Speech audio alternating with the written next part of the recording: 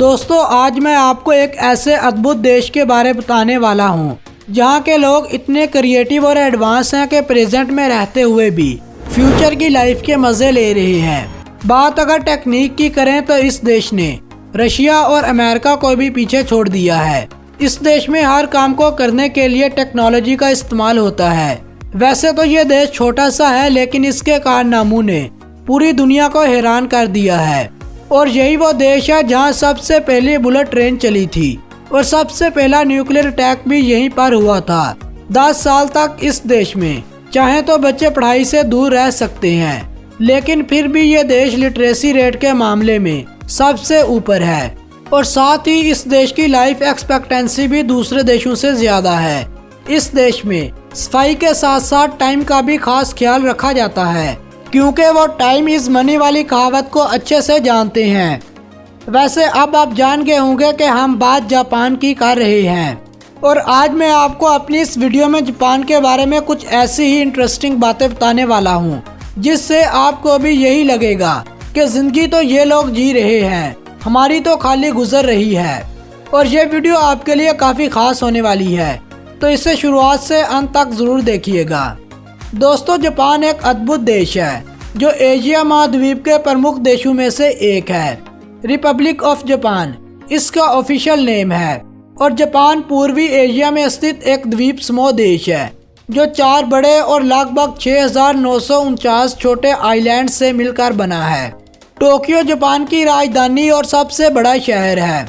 दोस्तों जापान का transport system दुनिया के बेस्ट ट्रांसपोर्ट सिस्टम में से एक है।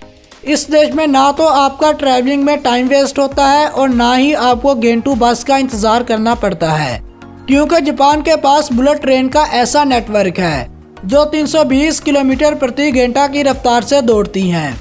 यानी इन ट्रेन की स्पीड उतनी है जितनी बिजली की। और दुनिया की पहली बुलेट ट्रेन जापान में ही दौड़ी थी। और आपको यह भी बता दूं कि जापान का ट्रांसपोर्ट सिस्टम इतना पंक्चुअल है कि एक बार बुलेट ट्रेन एक ड्राइवर के टॉयलेट जाने के कारण 1 मिनट लेट हो गई थी, जिससे जापान के पूरे ट्रांसपोर्ट सिस्टम में खलबली मच गई थी। जापान को एशिया का विकसित देश माना गया है, और यहाँ के लोगों की गिनती उन लोगों में की जाती है जो सिर्फ काम ही करना जानते हैं। और इसी वजह से जापान में बेरोजगारी सबसे कम है। यहाँ 100 में से केवल 4% लोग ही बेरोजगार हैं।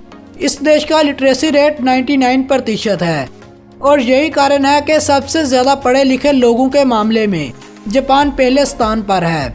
और जापान की इकोनॉमी दुनिया की तीसरी सबसे बड़ी इकोनॉमी है। दोस्तों जापान इतना एडवांस है कि जो चीज़ हमने फ्यूचर में देखनी है वो ये लोग प्रेजेंट में देख रहे हैं। और अगर आपके मन में कभी ख्याल आए कि फ्यूचर में हमारा जीवन कैसा होगा, तो आपको एक बार जापान का विजिट ज़रूर करना चाहिए। इस बात को तो हम सभी जानते हैं, फ्यूचर में फैक्ट्रियों, होटलों और रेस्टोरेंट में हमें इंसानों की जगह रोबोट काम करते नजर आएंगे।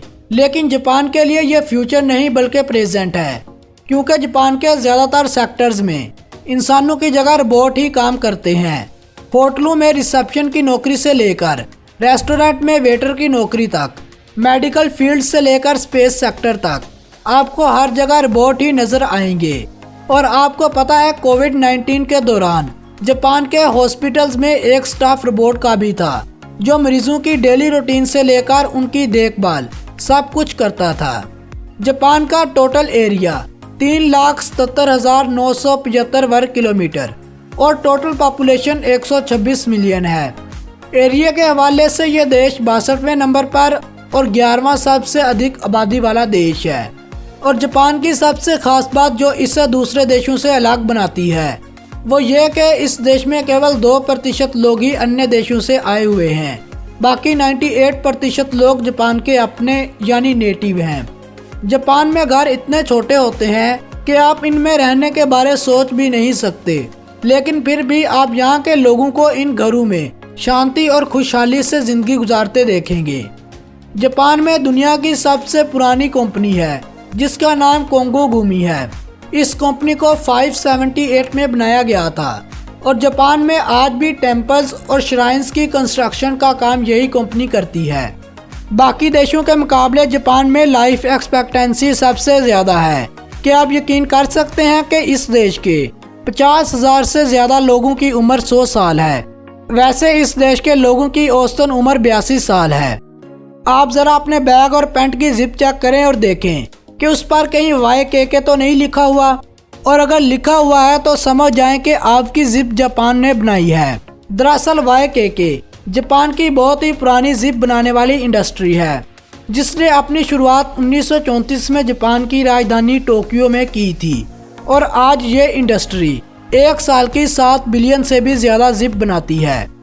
जापान में अभी भी 110 एक्टिव ज्वालामुखी हैं और हर साल इस देश में 1500 के करीब भूकंप आते हैं। और ये बात भी सच है कि जापान दुनिया के सबसे अधिक भूकंप संभावित देशों में से एक है। इस देश के इतिहास का सबसे तेज भूकंप 1923 को आया था, जिसमें 1,40,000 के करीब लोगों की जानें गई थी।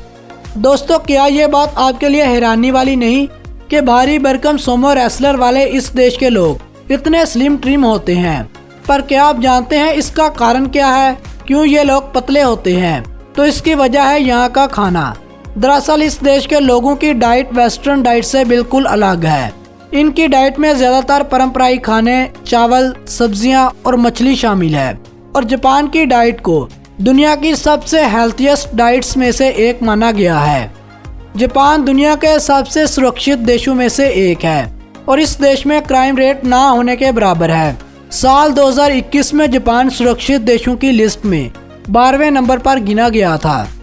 दुनिया के इतिहास में पहली और आखिरी बार न्यूक्लियर बॉम्ब का इस्तेमाल सेकेंड वर्ल्ड वॉर में हुआ था, जब अमेरिका ने जापान के 2 शहरों हिरोशिमा और नागासाकी पर हमला किया था, और इस वर्ल्ड वॉर ने जापान को पूरी तरह से खत्म कर दिया था।